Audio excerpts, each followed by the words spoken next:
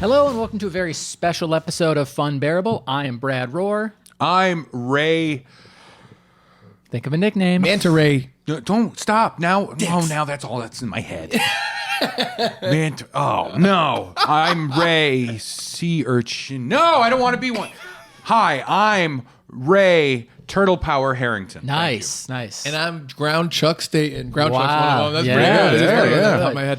We are a podcast called Funbearable. Thanks to those of you who are new here. We have a live show coming up in East Providence, Rhode Island at the Comedy Connection on Sunday, February 25th. Think of Providence, get closer to the ocean. Yeah.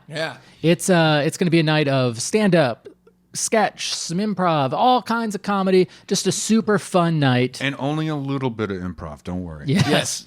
And it's going to be kind of our weird shows, like our old Chuck and Brad shows. If you've gone to those, it's going to be a new evolution of those. It's our Funbearable Winter Funderland show. Go to funbearablepod.com for tickets and info. And it's going to be, like Brad said, on Sunday, February 25th at the Comedy Connection in East Providence, Rhode Island. But today we have a very special episode of the podcast. This is kind of like a dream come true for me, obviously.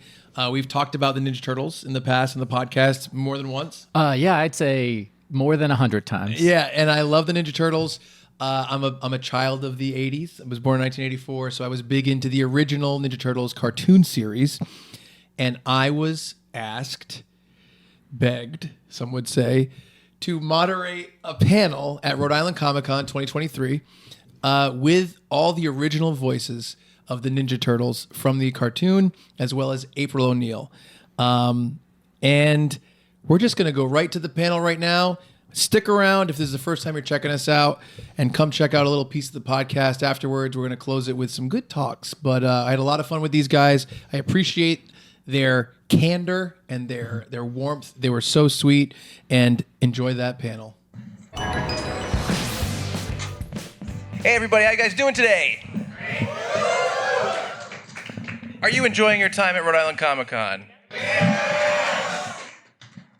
Are you full of turtle power? That's what I need to know. That's what I really need to know. Ladies and gentlemen, the reason you're all here, please put your hands together for Townsend Coleman, Rob Paulsen, Barry Gordon, Cam Clarke, and Renae Jacobs.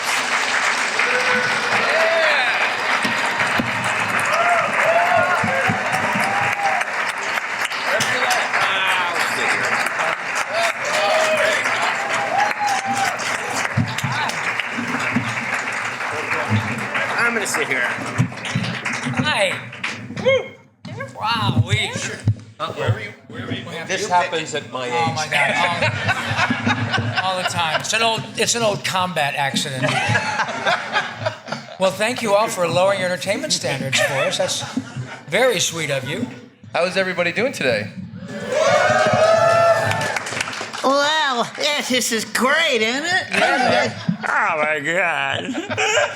We're breathing. We're not in jail. Day's not over yet. So far, so good. Still walking upright. That's right. Yeah, amazing. I love it. All right, so I have a few questions for you, and I do want to start by saying that the Ninja Turtles have made up 95% of my personality, and I think that probably goes for a lot of people. And I want to say thank you for making me a human being. I want to know who's the other 5%. Yeah. Weird Al. There you go. Perfect. No wonder you're successful. That's right. All right, so I did have a question. When you were originally cast, all of you, did you have any idea about the massive fandom that the Turtles were creating at that time? I was aware of the comic book. I'm not a big comic book guy, but I knew that there was this really cool thing called Teenage Mutant Ninja Turtles. But certainly, I don't know that any of us, even the people who were, Fred Wolf and his producers and all the writers, I don't know that anyone could have predicted this. It is a truly remarkable franchise. I mean, we've all been in Hollywood for a long time and had the incredible good fortune to work on a lot of stuff, but nothing is as no pun intended evergreen as Ninja Turtles. It's astonishing. And you know what? Something I thought about was that often when you get hired on a show, it's like, what's the pickup? Oh, it's 30 or it's 64 or whatever. They were so not sure that we did our, what, 5? We did Five. 5. They were paid for by the toy company. Yeah, we just did 5 because who knows? Let's like a not give an mini-series. order for 60. Yeah. And it was just the pilot. That was only the pilot that they were going to sell the show with. Yeah. Wow. 5. And they aired Christmas of like 87. 88. Syndicated by Group W. Yeah. They were not a network show. Generally, shows come out and are on, well, Saturday morning. They used to be on ABC, CBS, NBC, and then they would go to syndication. This is very unusual, kind of bass-backwards. But the toy company Playmates said, yeah, well, we'll make you, we'll pay for the dough. And to be sure, it was the commercial aspect of it is obviously, it's huge. And I had not heard of the comic book, so when my agent called me and said, you're going to audition for a show called Teenage Mutant Ninja Turtles, I said, you must be smoking something very interesting. Because I really thought he was either putting me on or was having an attack. So it was very surprising. Cool. For me, it was the same. Robbie and I were working on a show called Fraggle Rock at the time. We got Boober right here. Yeah, I was Boober. And you were? And I was Gobo. Yeah. We're going exploring in outer space with my uncle Traveling Matt. How about that? Yeah. I got to be a talking trash heap. Trashy Marjorie the trash heap. Often my career has been spent in the garbage. And so the voice director on that series came into one of our recording sessions for Fraggle Rock one day. He said, you guys aren't going to believe what I'm going to be casting and directing next. He pulls out a copy of Ninja Turtle comic book out of her. I guess, Robbie, you'd heard of it. I'd never heard of it before. And I looked at it and I said, oh, well, good luck with that. Yeah. I really did. I thought I had heard that it was from 2 Down Easters, Kevin and Peter up there in Maine somewhere. Yeah. New Hampshire. I thought somebody's been drinking a lot of bong water. And apparently they were, and it worked out great. Yeah. How about you, Renae? Hi. How you doing? Did you have any idea about how big the Turtles were getting even at that time before it got to this massive following when you first were cast? No, I had no idea. I was excited to audition for a real person rather than a creature. Yeah. And that Tell them about your audition and how Stu said, well, this is great. Well, what happened was I auditioned with probably every woman in Hollywood. There were about 200 voiceover actors. Yeah. So we all show up at the studio. They show us a line drawing of the character, tell us she's in her 20s, she's a news reporter, and that's about it. So I did my audition, did a few takes, went home, got a call from my agent. You've got April O'Neil on the Teenage Mutant Ninja Turtles, which I couldn't even say because that didn't trip off the tongue very well at the beginning. Right. People went, what? And so I went to the first recording session, and you always would sit and you would rehearse it like a radio show. Not that any of you know what that is. Once upon a time in a land far away. What is this thing? Radio. And then you would take a break, and then you'd record it. So during the break, Stu came up to me. He was a very large man, and out of the studio, he was a nice guy, and in the studio, he was difficult. And he would smoke. And so he would take a long puff off the cigarette, and he'd say, Renae, I didn't want you for this role. I know, right? How about that? Oh, my God. That's got her mind. I know, right? Really great. I wanted Cam for the role of April O'Neil. Only because Cam has the wardrobe. Yeah. So that put a lot of confidence in me. And then he said, I played them all of the 200 auditions, and they kept saying, that's not April, that's not April, that's not April. He says, well, I have one more, and I don't think she's April. And they played my audition and said, that's April. Great. So that's nobody. And you know where Stu is now? Taking a big dirt nap. Way to go, Stu. Yeah. That's why you he's win. dead. That's hilarious. That's great. All of you have been asked to return like decades after you were originally cast. You've all been part of Turtles projects way in the future. And I did want to ask how it felt to be like an important part of a continually growing universe, because the Turtles continue to reach new audiences. Well, for a long time we weren't. I mean, because basically there was a philosophy, and I think it made sense, that every kind of version of the Turtles, a new movie or whatever it would be, everything would be different. Everything would change. They broke that finally in one way in 2012 when they let Robbie play Donatello, which was very smart. But until then, we really weren't involved in any other version. And then finally, just a year or two ago. A year ago. Is that all? We were asked to do a new video game. Oh, the best. And they said, we want the original voices. And I didn't know if I could get my voice. I mean, it's not hard for me to do Donatello because it's my voice. But I didn't know if I could get maybe a little higher where it had to go, because I'm old. You mean like the Quick Bunny? Yeah. Well, the Quick Bunny is something completely different, and you can fake that. Yeah. But See, but he's still got it, baby. But Donatello, you got to lift. But yeah, we did it, and what a kick! Oh my God. My son is in the So video much game fun. business, and he was at PAX East. It was last year when they premiered that game. And he called me up and said, Dad, these people are freaking out that you guys are in the game. And it was such, we have to thank all of you guys, because you kind of lose track that there are people growing up with this game continually. And this is what we see at all these lovely events. We see people who bring often their grandkids and their kids. And But I all did love Ninja Turtles. Yeah, I did leave out an important reunion that we did have on your show. Yeah. When the 2012 Turtles got to meet the 1987 Turtles. That was so cool. Right. And we got caught for that.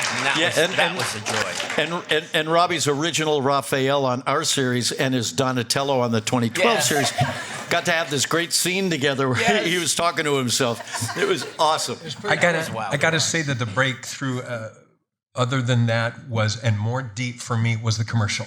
Yes. Oh, yes. Oh, Is it Honda, where y'all are now this age, and we get a call to do a Christmas commercial. I mean, it gets me. Where it says, "Get what was the tagline? Get that." Remember when you got us for toys for and Christmas? he goes, and you got us for Christmas. Sorry, well, I'm sorry, I'm trying on your voice. Yeah. You got us for Christmas, then you lost us at camp. Yeah. Anyway, so the suits, as they call Oh, it's Madison fantastic. Avenue, go. What does this generation? What is the sweetest spot for them? And it's your Christmas morning or your birthday morning to sell cars. Yeah. That's when I went. Whoa. Yeah. And we walked into that studio, and there were, 3 or 4 young men and women, probably 30-ish and change, and they were freaking out. Oh, yeah. They're like, would you mind signing me? Oh, my God, not at all. But it was just, and all of these events in which we get to be, we're so close, and we love each other so much, to be part of something that has created so much love is just, it's difficult to quantify. It's astonishing, And in fact, when Tony was mentioning the Transdimensional Turtles episode where we kind of met each other, that I remember being in New York Comic Con. It was premiered there with Nickelodeon, and there's probably a few thousand people in the room. It's a big show there. And they premiered that episode. And when they brought the lights up, there were mostly, lots of young men and women, but most of the guys were doing this. Awesome. It was remarkable. Yeah. Oh, man. And I just, now, I think in the fullness of time, we all kind of understand this is a pretty big deal. Yeah. It's incredible. Monstrous. Almost unparalleled, really, in terms of pop culture and the way that it's transformed through different medias. It's insane. I remember when we did, it was one of the shows in Texas we did. Yeah. There were a lot of servicemen there. And I know this is going to sound cliche, but, these guys, these soldiers, and, blah, blah, and it's a big, tatted out, yeah. Yeah. And like you just said, the tears. Incredible. And can I have a hug and stuff? And it's like, what manner of power is this? Yeah. It was... you got to know how much it means to all of us to meet you guys when you come up to our tables and we hear the stories about what Ninja Turtles meant to you when you were 6. And how Leonardo is your favorite. And then raise your hand if Leo is your favorite. No. Mikey. And so we hear these stories from you guys having absolutely zero idea, oh my God, zero conception when we were recording this show what it would mean to kids. And it wasn't until we started meeting you all at these Comic-Cons and hearing the stories and seeing the look on your faces and seeing the tears. I mean, it's crazy. And you guys, without you, we wouldn't even be. So thank you. Thank you. Brought us together. Yeah. The other amazing thing is in this business, you lose touch. And it happens all the time. And I was retired, so I wasn't going out on for things anymore. And so I hadn't seen these guys in 25 years. And actually, the first get-together was Robbie, who brought us together for his radio, his podcast. And then after that, we started to hear about, Comic-Cons. Mm-hmm. And Robbie said, well, they've been asking for all 4 and you want to go. And, I had no idea that this world existed. And so, we said, yeah, let's do it. And I mean, since then, we're doing more, but also we're texting each other all the time. It's fantastic. I'm an only child, but these are the 3 brothers and sisters that I never had. And that's due to you. That if it wasn't for you, that would not have happened. And so it's really a blessing for us. 4 brothers and 1 really hot sister. That's a perfect segue. If anyone your would like other career. Yes. Did you see the Playboy where Renae? Please. I hated that picture with Splinter. Excuse me, but it is important that I say that it's very difficult to not notice April's décolletage. It really is not. Absolutely. I did want to say, if anyone wants to ask questions, we have a microphone set up right here in the middle. Cool. And if you want to line up, we're going to start going to questions in a minute. Far away. But I did want to ask, how did you each find the hook for the voices of each of your characters? Because that is an interesting aspect of it. Well, I just copied Cam. I just copied Townie. Literally. He had a great surfer voice back then. I thought, that's not okay. I could probably learn that. When we did our first episode, they had not decided whether Cam was going to be Michelangelo or Leonardo, and same with me. And they were going to decide at the session. So Stu, the voice director, said, Townie, why don't you do Michelangelo first? Literally flipped a coin. Yeah, it was like, it was just a crapshoot. So I did Mikey on the first pass, and then we were going to take a break and then do a second pass and switch roles. But that never happened. I'm going, teacher, excuse me, we're supposed to switch and see who's best for Michelangelo.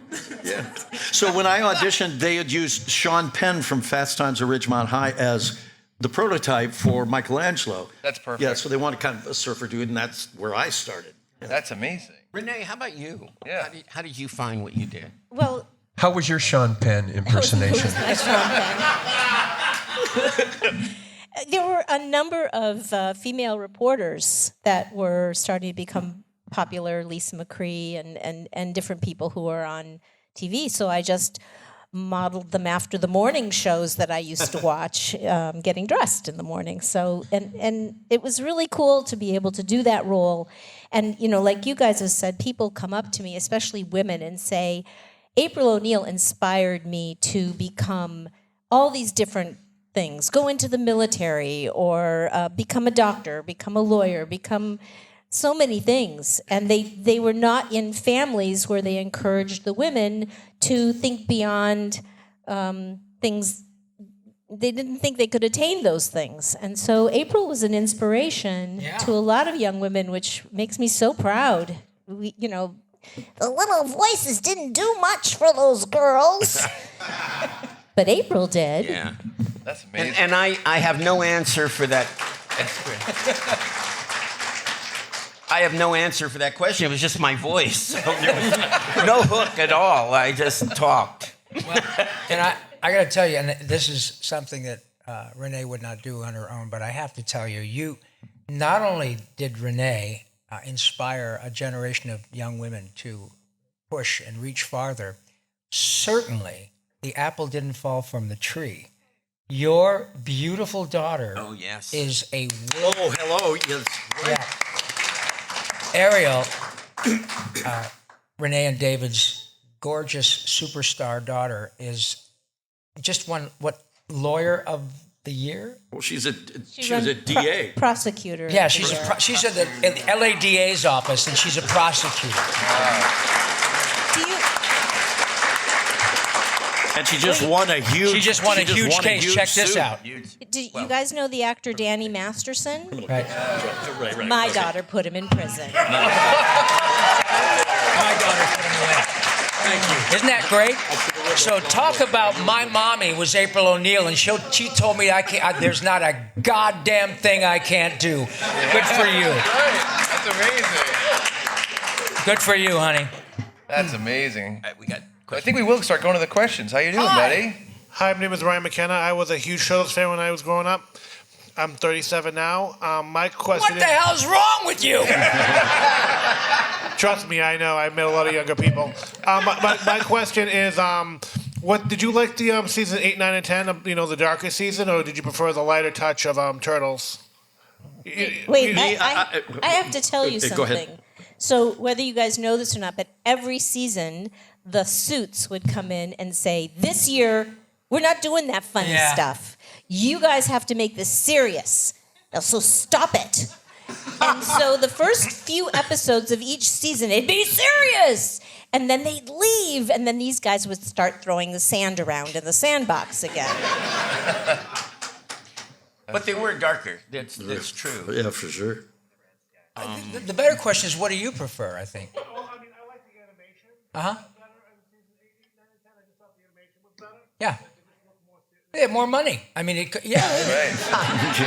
That's. I don't remember it as well as they did, but I have to go back and look. I just got this one into Turtles. oh my goodness. That's right. Thank you, madam. Very kind of you. Hi. My name is Brett Bybell. I'm 24. I'm from Medford, Massachusetts, and I've been kind of an off and on fan, but I'm really getting back into it now. Well, good for you. It's about time. Because the series premiered on Paramount Plus a while ago. This is more of a very heartfelt question, because the series is actually approaching its 40th anniversary next year. Yeah. Which is pretty crazy. So yeah, it is. Looking back on that, how does it make you feel that you've helped inspire 90s kids, 2000s kids, 2010s kids, all over the world to make this really kind of silly cartoon series that has touched so many people? We still can't figure it out.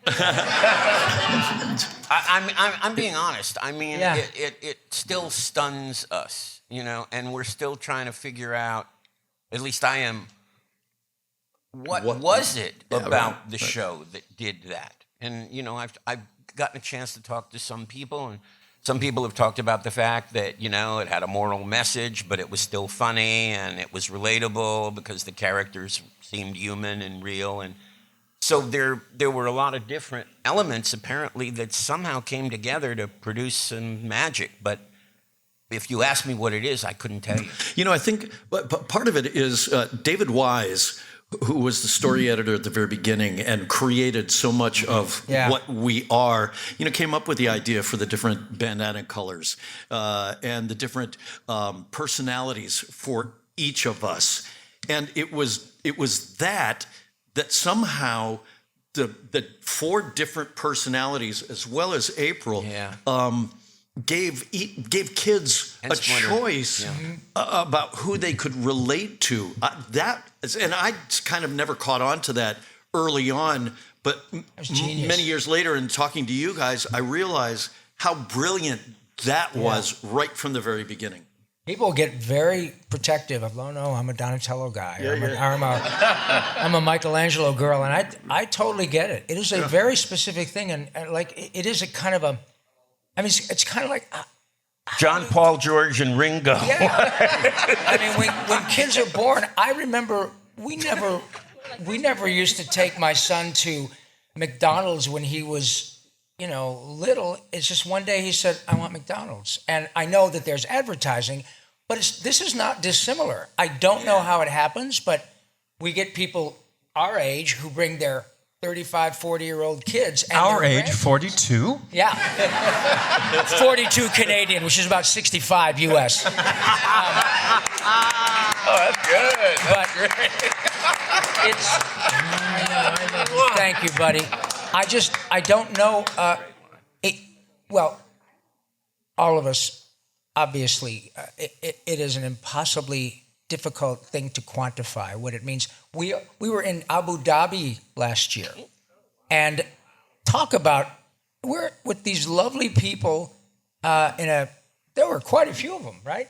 All dressed, of course, in their traditional robes, United Arab Emirates garb, going, turtle power, kawabunga, and it was fantastic.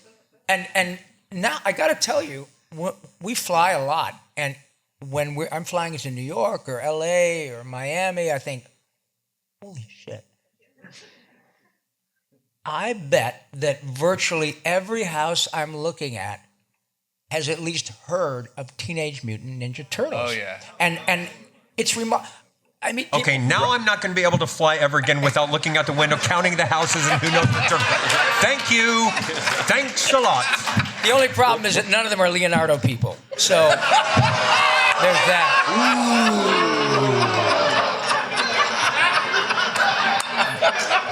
Just tell him. Listen, Rob, we met. Cammy has one spectacular. Go ahead, do the line that sums up Leonardo. Go ahead. I think Sam should do it. We gotta think of something fast. Thank you, Sam. We gotta think of something fast. That's right. You're welcome. And the Oscar goes to. Well, one of the great things about this Abu Dhabi trip was, we'd run across these folks over there who had these perfect. Spoke perfect English with no accent at all, and I would think, wow, how did you learn to speak such great English? And I asked one young man that, and he just pointed at us and said, watching your cartoon when I was a kid. It's like, that's amazing. That's crazy. Amazing. You meet people, in LA, we meet a lot of people from South America, Mexico, Ecuador, United States, Canada, Mexico. And often you'll say, somebody who doesn't speak Ninja Turtles, but you say, oh, las tortugas ninjas, cowabunga. Right? It's incredible. Thank you for your question. Yeah. You're welcome. Thank you very much. Thank you for giving us all turtle power. Thank you, buddy. Thank you, man. Very kind of you. While we're making the transition, I just wanted to tell a quick story about someone we met to this con, a gentleman named Tomáš. Oh, my God. And Tomáš is from Slovakia. Now, when I say he's from Slovakia, I don't mean he's from Slovakia and now lives here. He took a 12-hour flight from Slovakia. From Vienna. He drove to Vienna. Right. And then I asked, I said, well, and who all are you here to see, right? And he said, you guys. Wow, I said, you flew 12 hours? And he said, yeah, and I'm going back tomorrow. But he flew 12 hours. And I just assumed that when he was here, he meant that he lived here. That's what I thought. Originally Right. from Slovakia. He said, no, I'm here just for the weekend to see you guys. And then he's going back. The story he was telling me last night, I said, Tomasz, that this is really not only quite remarkable, but we don't even know how to thank you. And he was dead sober. He said, oh, no, I thank you. Because, and I remember this, we all do. I remember in 1989 watching the Berlin Wall come down. Yeah. That was a huge deal. Yeah. And Slovakia, I think, was probably Czechoslovakia or Yugoslavia, because it's now the Czech Republic, and Slovakia. But they were Soviet satellite states. They were behind the Iron Curtain. And Tomasz got very serious and said, when the wall came down, everyone was quite glad to be free. But the economy went right in the toilet. Everybody lost their job. The inflation rate was out, a loaf of bread, all that stuff, $100. And it was the darkest period of mine and my family's lives. But Ninja Turtles. Yeah. ... And crazy. That young man was serious as a freaking heart attack.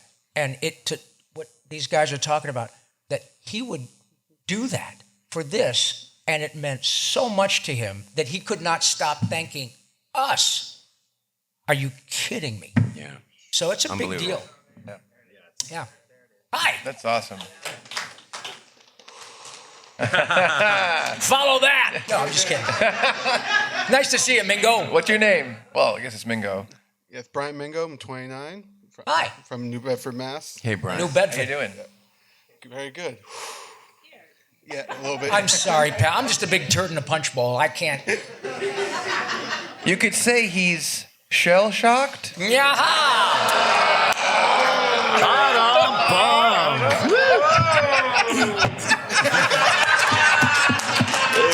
Well done. I guess I just bought this microphone. Yes, sir. So, with watching the original show, one thing always stood out to me was Michelangelo's love of these extremely bizarre pizzas. Oh, yeah. And I wanted to know, have you guys tried any of them in the years afterwards?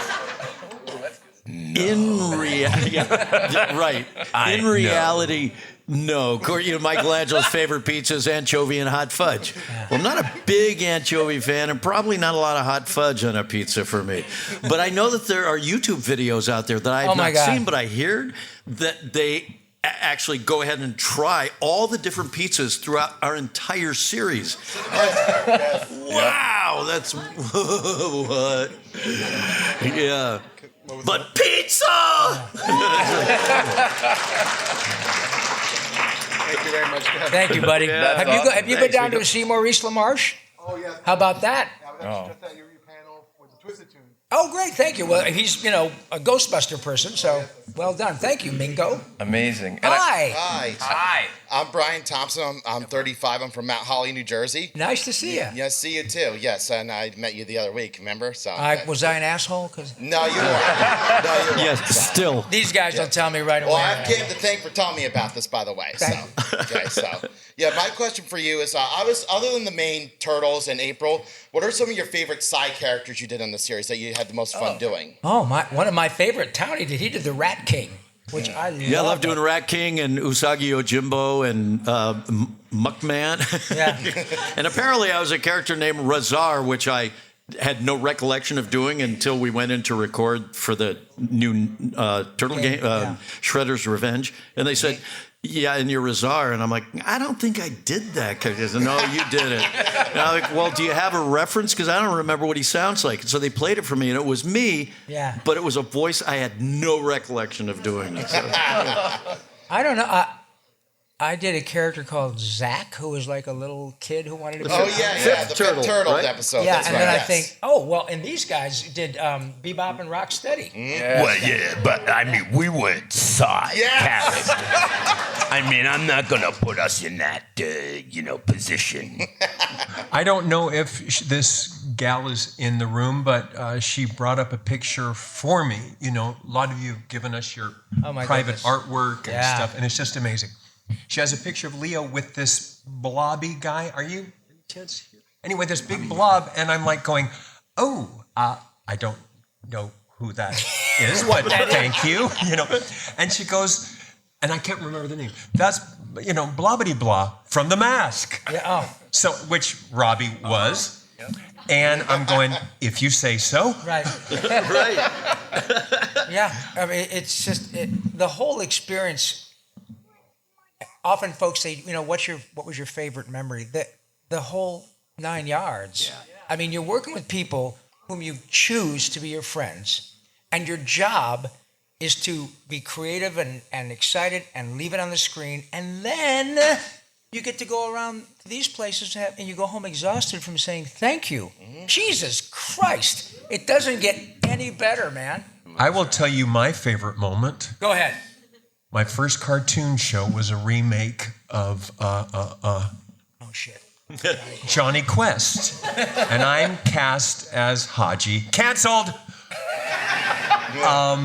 And I go home and I tell everybody I got my first show. And then I'm at the agency's office shortly thereafter, after the first episode. She goes, "Hi, Cam. You're not going to be doing Haji anymore." What? What's what? Well, it just wasn't working out. Something. And she goes, "Rob Paulsen will be playing Haji."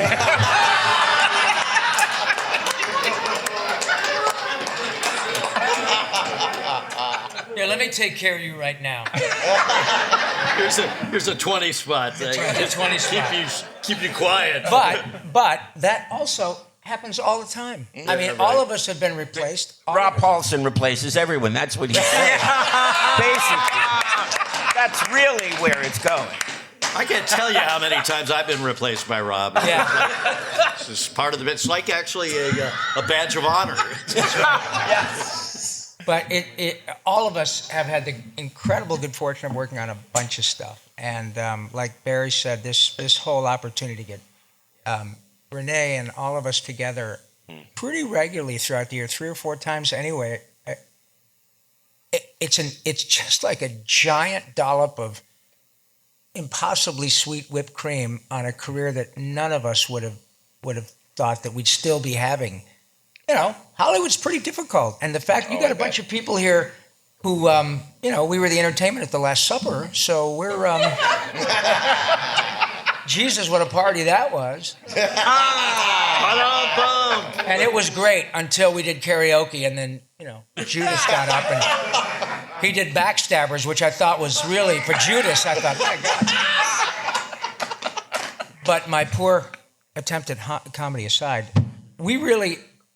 It eats up and spits people out a lot. That's show business. Nobody forced any of us to do it, but the fact that we're here at our ages and we're all healthy and we're doing this with all these lovely people, this is very rare, and we know it.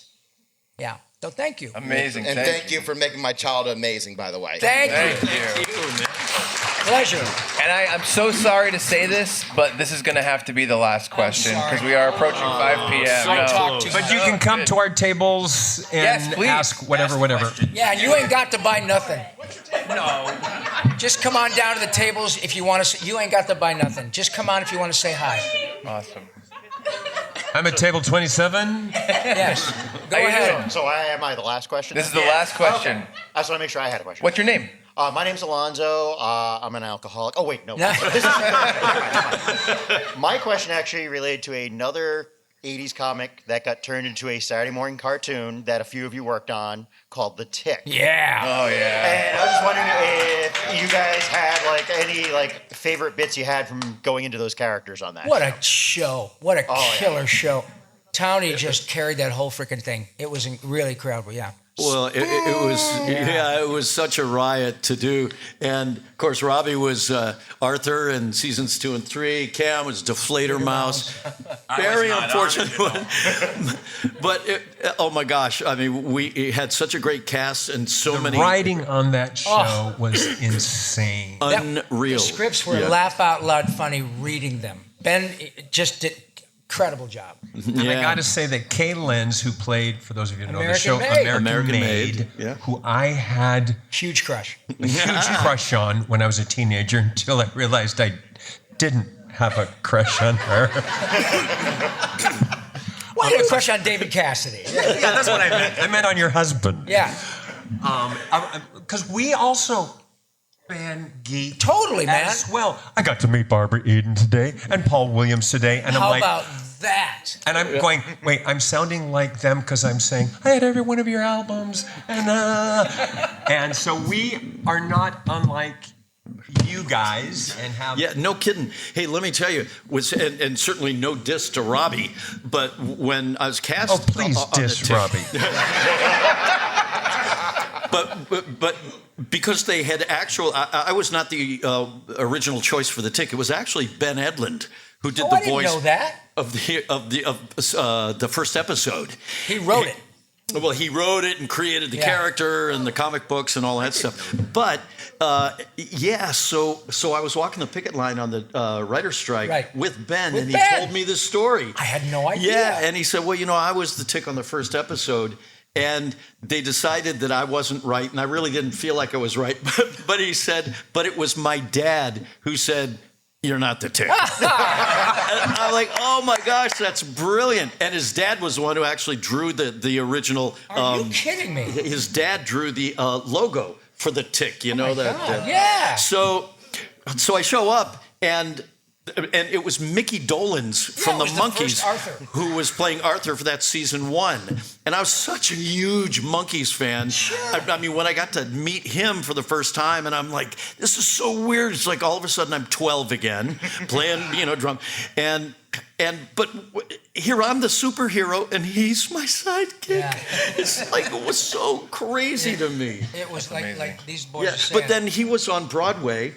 Right, he went doing a play and couldn't continue with the series, and that's when they recast. And of course, the brilliant Rob Paulsen here stepped in, and big surprise. Mickey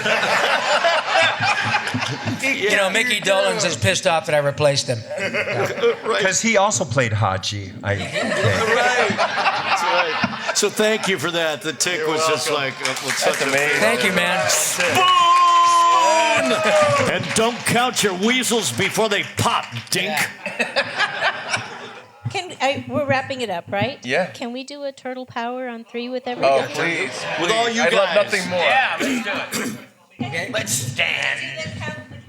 Okay. All right. Let's do it. Ready? Okay. 1, 2, 3. Turtle power! Thank you so much. Thanks, you guys. Thank you very much. Oh, it was amazing. That was amazing. Thank you very much. Thank you so much. That was great. That was a lot of fun. I have a question for you, Chuck, though. Yeah. You sound very different there and here. Yes. Were you gargling sand earlier today? I went on a cruise, and I just came back from the cruise, and I'm feeling a little cruise crud, as they call it. I don't think anyone That calls was a it bad guy. Yes. In Ninja Turtles. The episodes didn't make it to air. Yes.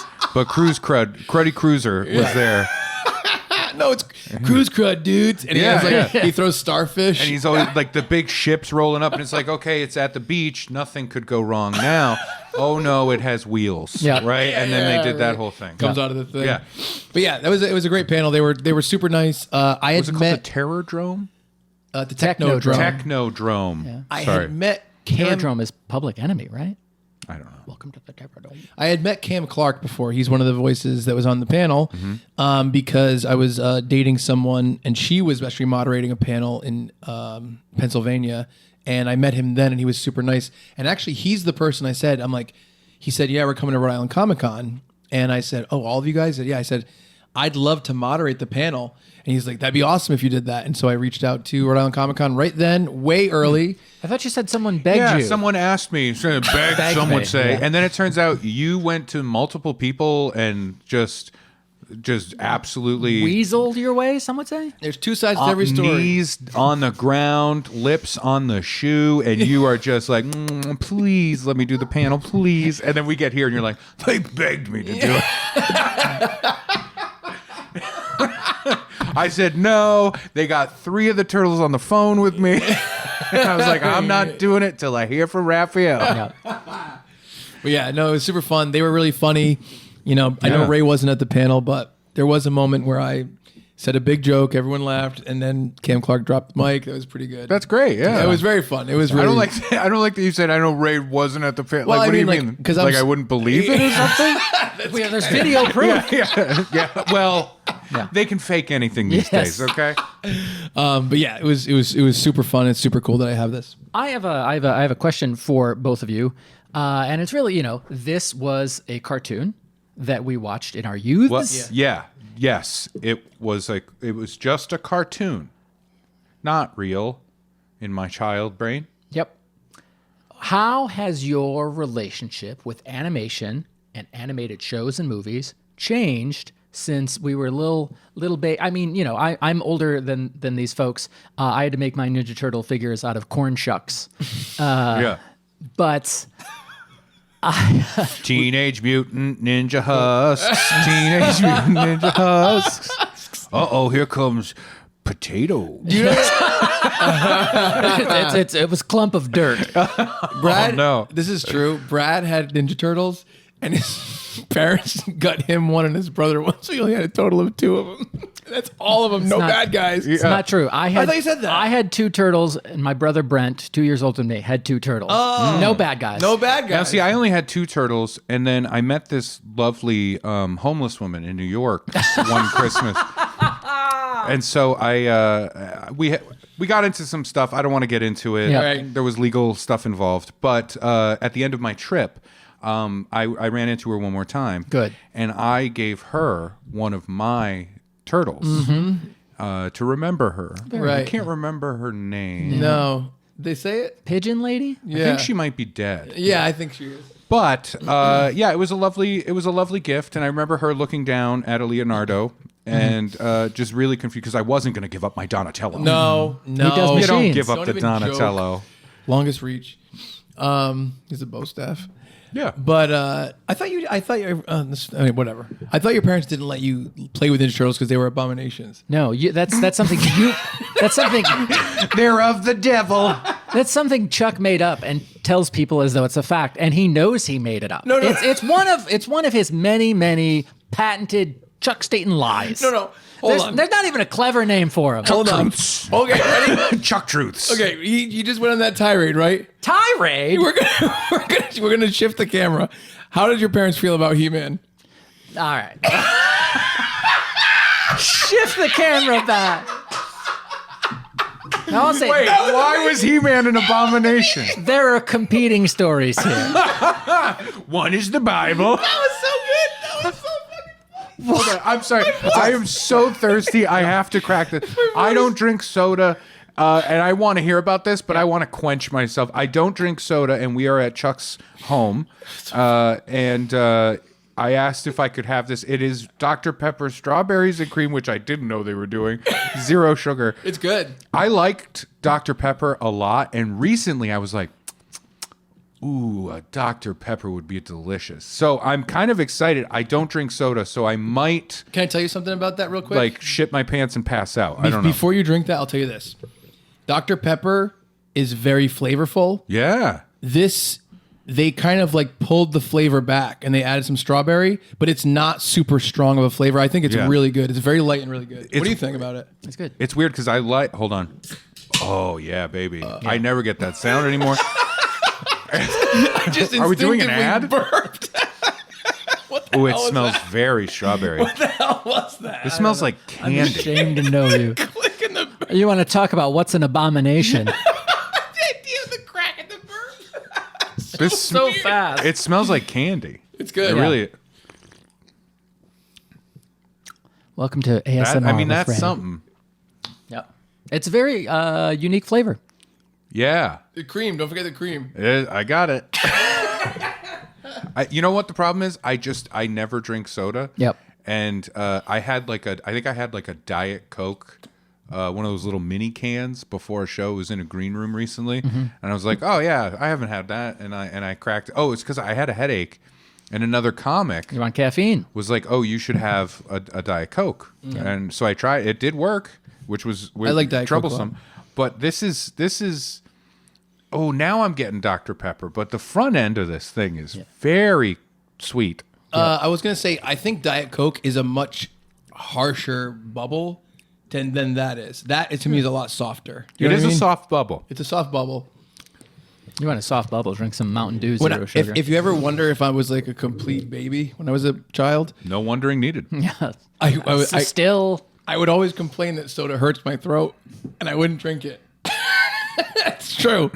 All right, hold on. This is too spicy. We gotta shift back. Yeah, Brad's tirade. Never said. Oh my God! I almost forgot. The Dr. Pepper distracted me from. Now Brad just went on a tirade biblical, because I said that his parents said that Ninja Turtles were abominations. Brad said it was insane. No, that they would even. I didn't say that. I said it's a lie. Okay. That Yeah. Chuck made up and reports as truth. I would call it more a convolution than anything. Just a straight up lie in this case. So tell me about He-Man. He-Man and your parents just saying, This- not in this house. This warring television show from the same time period is nothing like the Turtles. This was like 5 or 6 years before the Turtles. To be fair, I think we were on the very tail end of He-Man.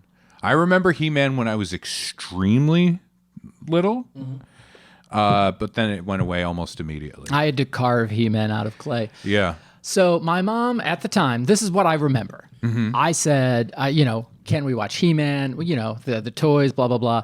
And she said, no, He-Man gets his power from Grayskull, not from Jesus.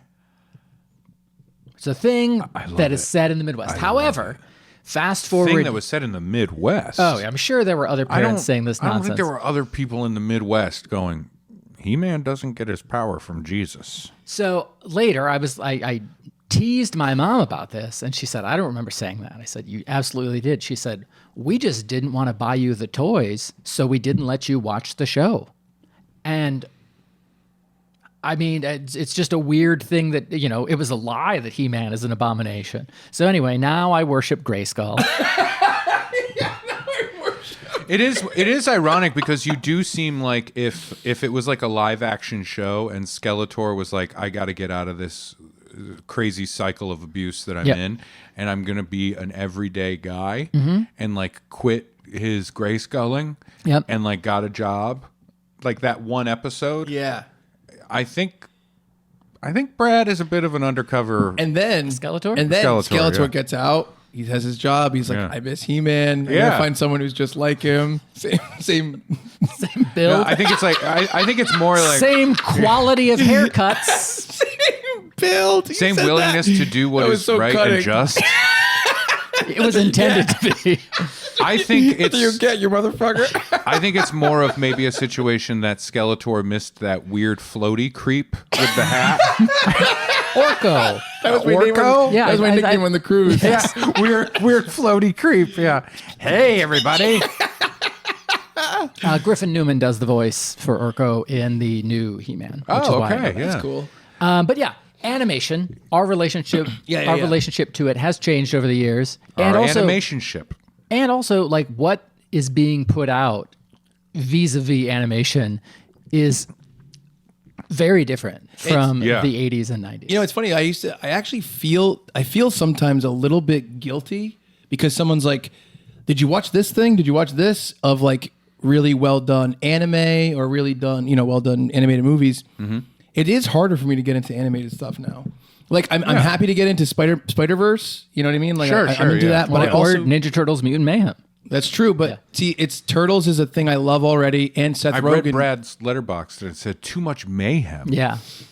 Turn it down. Yeah. Let's just have the Turn it turtles. down. Let's just have the turtles eating pizza and doing homework.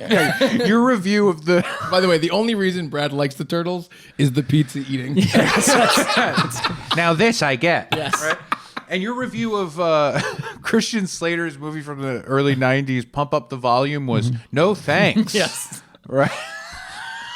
Are you okay? Just keep it at a reasonable level, guys. No thanks.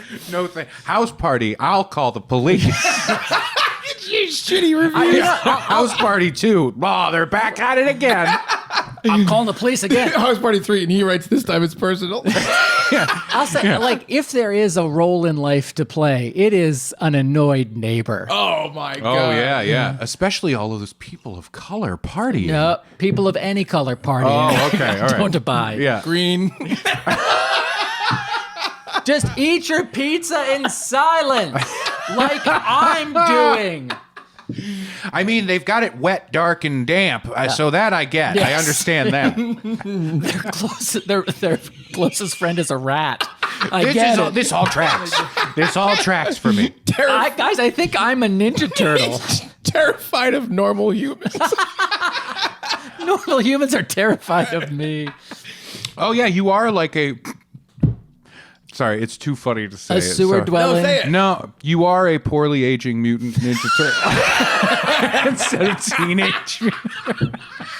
It's so dumb. It's so dumb. Okay, modern animation. Yes. There are some things. Now, I'm in a little different camp than the two of you. You got a chid? I got a chid. Yeah, I got a chid. sorry, chud. Yeah, cannibalistic humanoid underground dweller. Yeah, Part child, part kid. You've got a chid. My son is 9. Yep. And there was tons of like the very young animated stuff, which is for preschoolers, Right. Which does genuinely make you go insane. Yeah.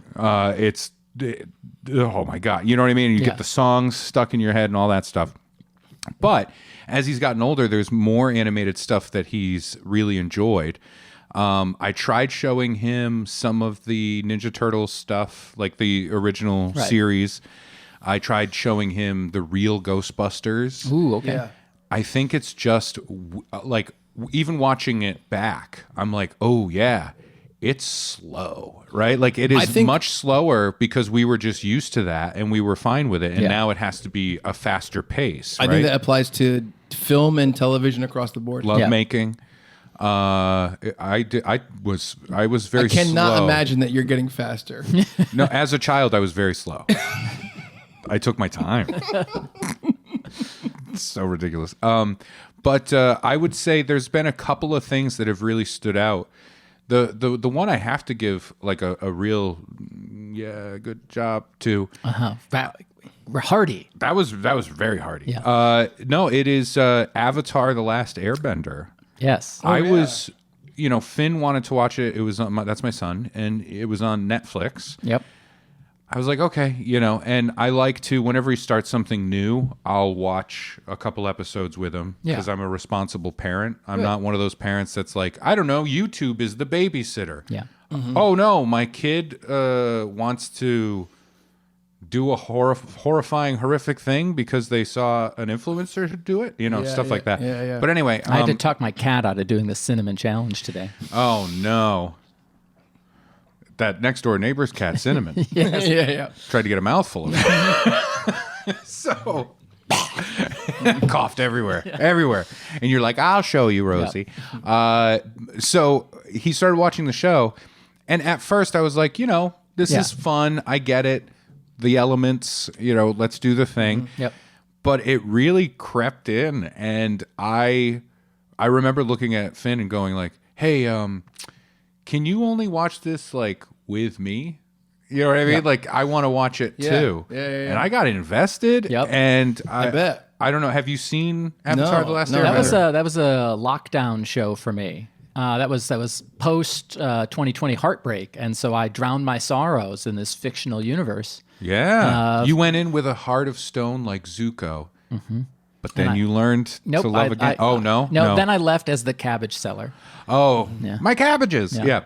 No, it is genuinely wonderful. And like there was depth there that I did not expect. Yeah. Mm-hmm. But I think that's when it is fun. I think when animation surprises you with depth. Because I think often we look at animation as more shallow, right? And that's not true for everything across the board, obviously. But I was really impressed with it, and I think the storytelling is really good. I love that I thought this was just going to be a show where it's like Adventure of the Week, and some of that is there, but it's telling a story, and it continues on, and things have consequences, and they stay the way they've changed, and that's interesting. Yeah. And it's a show that like I went into it and Finn was just like, yeah, Aang, he's the last Airbender, and he's loving Aang, and it's all about it. And I'm over there going like, there's something going on with this Zuko guy, and I like this story. And it was great. It was a really compelling. It's that classic thing. I'm going to start as the villain, and over time, like realize my flaws and evolve and grow and become a friend of the group, right? Yeah. That's cool. Perfect stuff. It's that kind of thing that I think is like perfectly built for animation stuff, right? And then obviously the other adult like animation stuff that I take in is like the Studio Ghibli stuff. I think is impeccable. Miyazaki's fucking amazing. But and then there's comedy. There's a lot of comedy animation. Did you know Big Mouth is still happening? I did not. That's wild. Because I think it was really funny for like 2.5 seasons. I watched it. I probably watched half of one episode. Yeah. See, this is one of the things I feel weird about. Is like there's so many new adult animation shows that I've never watched that people are like, you got to watch Bob's Burgers, you got to watch this, you got to watch this, you got to watch this, and I never end up watching them. But BoJack Horseman is a show that has been recommended 150,000 Never times, watched and it. I'm like, BoJack is. I'm like, I got to start it. I almost started so watching dark. Fargo. Not an animated show. Almost started watching Fargo, and I'm like, I don't want to watch this by myself. Oh, all right. Well, have a play date with Chuck. I know. No, BoJack is great, and that's one I've recommended to my wife a million times. I'm like, you would love this. It is dark as hell, and she just hasn't done it. I don't think she can get into it. That one really surprises you. I mean, it's pathos just walking. Right. But it is interesting. And then you mentioned another one that Bob's Burgers. Yeah. My son's absolute favorite show. Good. Really? I mean, you said this recently about who was with you? Eugene Merman. Yeah. I was doing a show with Bobcat Goldthwait. Yeah. Great dude. Super nice. And he's like, hey, my buddy Eugene is coming. He might do time. And then Eugene Merman walked in. I'm like, hey, so that was really nice. Yeah. Chatted with him. Super nice guy as well. He voices Gene on the show Bob's Burgers, and I don't usually take pictures like selfies with the people I work with. I try and not do that kind of thing. If it comes up organically, whatever. But I was like, hey, I'm so sorry. I have to get a picture with you because my son loves Bob's Burgers. Right. He watches it over and over and over. So it was really cool. That was a special moment. That is very cool. It is very funny, and I think Bob's Burgers is like The Simpsons for when we were growing up. Makes sense. Yeah.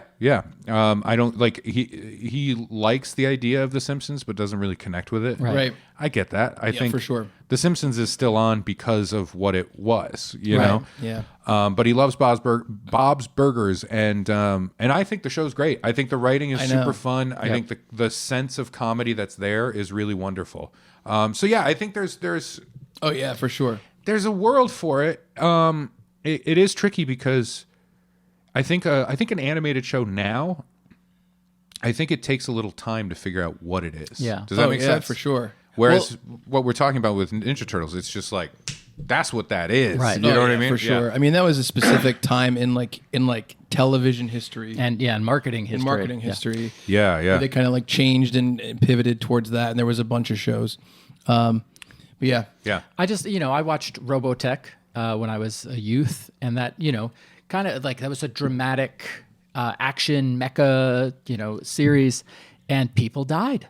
And they died in it. I had been watching G.I. Joe. Nobody gets shot. I think once like somebody shot something and it fell on somebody. That was the extent of the actual violence. So was Robotech a kid's show or was it not? It's an anime, and this was 1984, and they had assembled it out of different things, and so like maybe Japanese audiences where it was originally aired had less of an issue with like, oh, our kid watched his favorite character die. Yeah.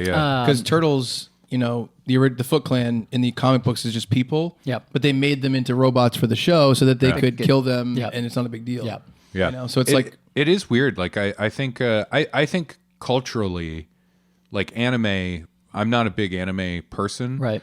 But I do think it's more acceptable for like people to die, for it to be more bloody or violent. Yeah. You know, Cowboy Bebop is like the one anime where I've watched it and really liked it and enjoyed the heck out of it. It's got a vibe all its own. For Space me, Cowboys. I was all like Robotech, and then I tried to get into like Gundam, and I don't know, a bunch of other series like in the late Neon 90s. Genesis. It was. I would just go to the mall and like look around and go like, all right, I guess I'll try this. And you were saying that about the children in the food court? Yeah. I guess I'll try this. Yeah. Ugh. Yeah. Don't like that. No thanks. But I think now it's anime in particular is much more accessible than it was. Yeah. And I think more shows, because more shows are being made in general, more of those shows are animated. So I think about like the Castlevania show that I heard great things about, but never watched. And like there's a lot of good art good shows being produced that happen to be animated. Yeah. And I think about, I read these big epic fantasy series and there's magic and there's time frames and everything. And I'm like, why don't you just animate? Like, why didn't they animate The Dark Tower for Stephen King instead of making the movie that they did? Like, because you can do the whole thing. You can do the whole thing. And if, you're less reliant, my actor aged. Okay, well recast it, where you can't do that if it's live action. And I understand the emotional impact of live action. I get it. But I just want to see these things done well on screen. We're in a tricky period too, because what you're making me think about is the fact that like CG, right? Yep. Like CGI animation is a whole industry to the point now where if an animated movie comes out that isn't CG, it's unique. Yeah. It's like, whoa, you know what I mean? Yeah, like right. the Ghibli movies are fantastic and not CG. Right. I really appreciate that. Like recently, because of the Super Mario Brothers movie doing so well, Illumination, which is a personal pet hate that I have, is Illumination Studios. The Minions Studios. Yeah, I mean, literally, the Minions are at the beginning of every, like the Illumination Studios title thing is them going Illumination, all that stuff. It's like, memes, and then Illumination went, memes. Yeah. What if we just have memes write the scripts? It's weird to me, but so I struggle with a lot of that stuff. And then they announced that a Zelda animated movie is going to happen with Illumination Studio, and I'm like, because they did the Mario movie, and I'm like, I can't think of a studio that I would want less to do this than them. Yeah, and it bums me out so much when given like Breath of the Wild or Tears of the Kingdom. I want to scream where I'm like, you guys took so much inspiration from Ghibli. Let Ghibli make this movie. Yep. Yeah. But animation is. I think when it hits, it's like it goes right to your heart. And I think that's the thing I would say about animation for sure. Yeah. It's one of those things where I just wish I was more like like everyone told me about how good the new DuckTales reboot is. Yeah. Like just like it's not it's not made for adults. It's a family show, but it's just very well written. They incorporate all the other Disney afternoon shows. It's a really well done thing. It's just hard for me to carve out time to specifically sit down and watch an animated thing by myself. Right. Way easier when I'm in like a relationship with someone, a long-term relationship. It's way easier to be like, let's watch the new Pixar movie. Let's watch this. When you start talking to them, they often say that, right? Yes. Let's watch this show instead. No, I'm kidding. I'm trying to find jokes. Yes. I think that's true for sure. With a lot of that stuff, I struggle getting it. I also want to throw out Lower Decks. Oh yeah, the Star Trek. The Star Trek one. Yeah, I heard that was awesome. That's fun. I really like it. It like respects the Star Trek stuff, right? And then does some fun stuff with it. So and Nepo baby Jack Quaid is all over that. Jack Quaid, he's fine. He's a Nepo baby, but I'm like, you're cool. You're cool. You can say. Same with Wyatt Russell. I'm like, you're Wyatt cool. Russell You're cool. is. It's funny because like I didn't love the Captain America Winter Soldier or whatever. He was great. He was like killer. Like when he kills the guy as Captain America and he's like losing his mind. He was awesome in that. He was fantastic in Lodge 49, which was a show, and he was great in that. And he was also great in Black Mirror. And a Nazi horror movie that came out Really? Yeah, he was great in that. I think that was the first thing I saw him in, and I'm drawing a blank on the name of it. Overlord. Overlord. Yeah, that's the movie. Wow. Nice job. You love your Nazi movies. Well, I know my Nazi. You don't love all of them because often they make them the bad guys. Yeah, he gets special ones that he. That's they're great. not the bad guys. I go into the meeting. All right, Mr. Spielberg, I've got an idea for you. Oh, he's got a list. Big deal. That's what you said. Mine was a smash cut to me being thrown out of the office. But yeah, well, I really appreciated doing the panel. I'm Yeah. glad I got asked to do it. Yeah. If you want to check out, we do have some other panels on the YouTube channel with Brad moderating for Tara Strong, as well as one of Brad with Rob Paulsen and Maurice LaMarche for Pinky and the Brain, And one of me with the cast of Futurama. and one of me with a bunch of the Disney people, like yeah. Mickey Wow, Mouse. we have Goofy. done a lot of voice actors. That's what we were talking about. Yeah, And there's that panel that's coming out soon that Chuck did with the Wiki Feet creators. So that'll be cool. Yeah. That'll be good. I like that. Yeah. You had a lot of printouts Oh yeah. for that panel. Whose are these? Yeah. Come on, give me it. But yeah, thank everybody for checking it out. Yep. Next forget, week. Yeah, don't forget about the show. February 25th, if you're in the area. Yep. Tickets and info at funbearables.com. And I think we should go out strong with a Ninja Turtles thing. Oh, Because okay. this was a Ninja Turtles panel, right? Do you have a suggestion for Yeah, Ninja I Turtles? do. I'm going to ask. Okay, good. Why don't you let me get to it, Or Brad? get to it, Ray. This guy. Me. Yeah. This guy. He's never good with the foreplay, if you know what I'm saying. It's just a waste of time. Picture you explaining that sitting on the couch with a date before anything has started. Hey, I and you're just like, wanna let you know. Just something about me that I think you should know. I don't do foreplay. I find it to be a waste of time. So there are a few options on how we can initiate this. I'm going to leave the ball in your court. Yeah. Oh. Vis-a-vis It's just polite. sexual affection. Yeah. So like you're treating it like a Zoom call for Yeah. work. Yeah. So why don't you think about that for a little bit? Circle Circle around back. back for it. Yeah. But anyway, I would say this for Ninja Turtle stuff, right? Yes. Because look, this is going out. We're casting a wider net with this episode. Yep. There are going to be turtle folk that come to this that aren't Funbearable folk. Not yet. That are going to be like, who are these three jamokes? Yep. All right? Yeah. I came for the turtles. Let's hit them with one final one. Okay. Which turtle weapon would you want to use? You know, it's funny Because it's not which turtle you want to be. Right. Which turtle? You weapon? could be a Leonardo personality with a Raphael weapon. You know, we don't know. I gotta take the sword off the table. It's just not as fun as everything else. Taking the sword off the table. For you, everybody or or for everyone? you? For me. Okay. I'm trying to narrow it down for myself. Okay. Oh, all right. Right. I think that size, Yep. TSAIS, right? SAIS. Yeah. Are so unique. So that's fun. Yep. You're almost like a Wolverine Careful guy. though, because I think Brad's going to pick size and not the ones you think. Like Brad's big fight. SIZE. size. We give up. I gotta go. If I'm good at nunchucks. But if I'm just me, I mean, we're size. assuming that you know how to use the weapon, right? I thought you were just throwing me to the streets. Which weapon do you want? Well, if it was like a Saw thing where me and you we're all showing through a Saw trap and we had to beat each other and kill each other. Where's Saw coming in from I'm just Ninja saying, Turtles? Well, I'm saying like if you need to pick a weapon, it's like pick your weapon. All you wanted to do was eat pizza. Well, now that's what you must do to survive. Oh, all right. You wasted your days spending time with a rat. Like yeah. And then they have to eat all this pizza to find a key. If I The key was in the stuffed crust all along. if I was a layman and I was just thrown into a situation, size. But if I'm trained in the weapon that I have, nunchucks. All right. That's fair. Nunchucks are fun. Nunchucks are fun. Nunchucks are fun. Although, highest risk of absolutely fucking owning yourself. Yeah. Right? Just, I'm a badass. And then just teeth all Skittles out. Yeah. That makes sense. I'm again with mild to moderate training, it's got to be the sword.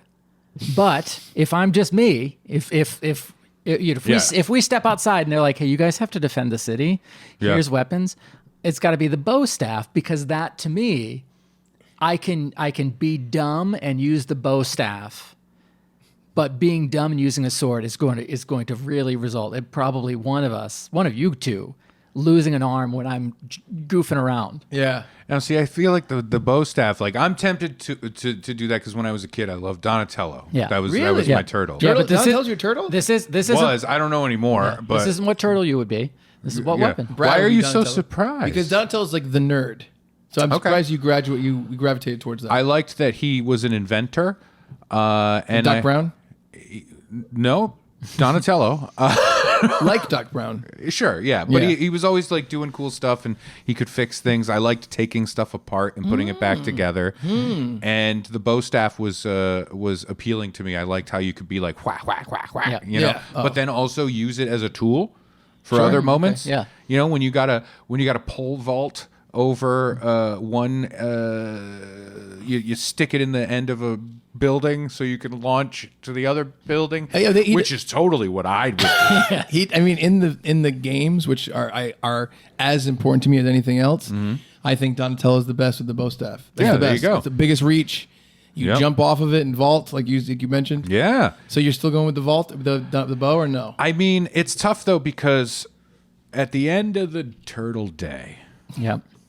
what is a bow staff but a big old stick? Yeah. And that's not as exciting to me anymore. That's why I like the sai. That's why I'm thinking, the sais are pretty fun. They are cool. You get some stabs in. Stabs. That's helpful. Yeah. But not risking lopping your own body parts off like with the sword. Right. But I can't believe I'm going to say this. The Chuckies are fun. Chuckies The are fun. Chuckies are fun. Oh, now I know why you want to do Yeah. nunchucks. Yeah. So you could just do like puns on your name all day long. You just got chucked by the Chuck. You know, just stuff like that. And we're all like, oh my God. I'm Yeah. putting the sword. I'm taking a sigh. I'm taking a sigh, trying to cut my throat, but realizing, oh no, they're not like point, that. yeah. Yeah, it's just a point. It's a point. Yeah, it's either the bow staff or the sais. Probably, I think the sais are cool. I think the idea of them, and I understand.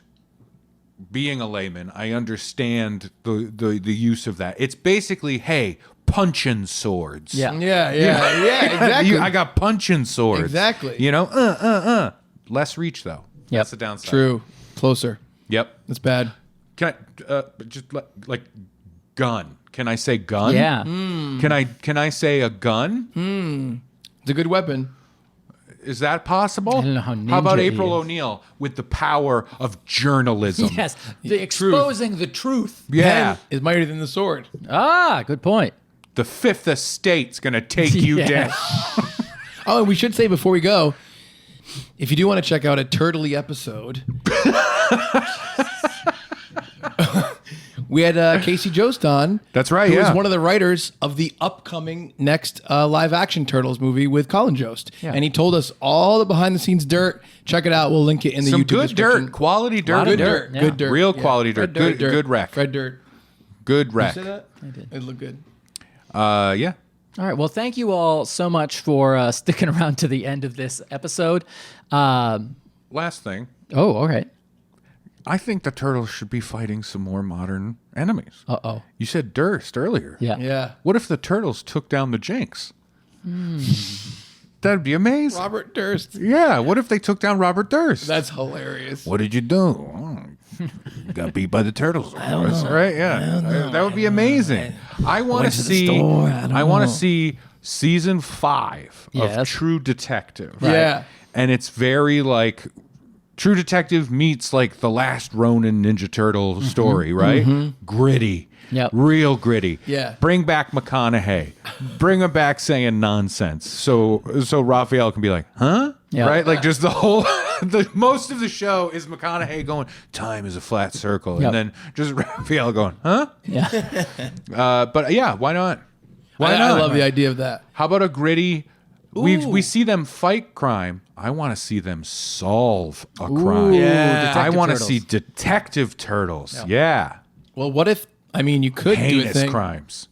There's 4 turtles. TMNT SVU. SVU. No. That's TMNT, exactly where I was going. I that's was funny. 100% there. I was gonna say if they split, they could kind of take on like Donatello would be the detective for Yeah, sure. yeah. And then if you want to have an actual like Leonardo's the chief. I was gonna say like a gritty like Yeah. policeman guy. Give me your badge and your staff. You're done. You're done, Donnie. You're out. I think that Raphael is the renegade cop, right? Sure. He's the Murtaugh or Riggs? Riggs. I don't know. Michelangelo, peacekeeper. Yeah. Come on, guys. Michelangelo owns a pizza place. Yes. He's super fat, like crazy fat. He's wicked fat. Why? Casey Jost, we've got an idea. Because he owns a pizza place and he eats pizza all the time. So he's the hero? I think so. Yes. Thank you all so much for listening and or watching. We appreciate it more than you know. For Ray Harrington and Chuck Staton, I'm Brad Rohr saying thank you so much, and we're sorry for being Funbearable. Also, we didn't even talk about Casey Jones. Yeah, Casey Jones. In this storyline, Casey Jones, he's the renegade. He's the one that's like, I'm fed up with this, and like by episode 3, the person that's been like the main suspect is Casey Jones. Yep. Sorry, because Casey Jones. Yep, It's very close. difficult. Yeah, it's tough. So Casey Jones, but then by episode 3, they capture Casey Jones, and you think, oh, they got him. No. He's trying to solve it too. Now they got to team up. Now it's like, oh, I don't get along with you, but I don't get along. like that. You know, you hit people with cricket bats. You're a giant talking turtle. Yeah, we don't see eye to eye. put 'em together, You know, we gotta put 'em together. and then. Gotta Oh, work who's together. this girl? And then April, he falls in love with April. April falls in love with him.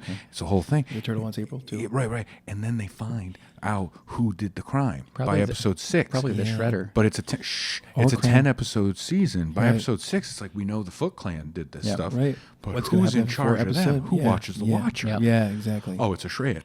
Yeah. It's a shredder. Yeah, but they that's call him right. the Raper. Oh yeah, and they shred. By the end, you do get the shredder. He's the main guy. He's the main guy. They catch him. They finally go on. Yeah. Post-credit scene. The Krang. Yeah. Krang, sick weird head. Sick weird head in a gut. Sick weird head in a gut. That's what season 2 is. That's what SVU stands for. Yeah. Somehow. Sick weird head Sick und der weird Gut. und in der Gut.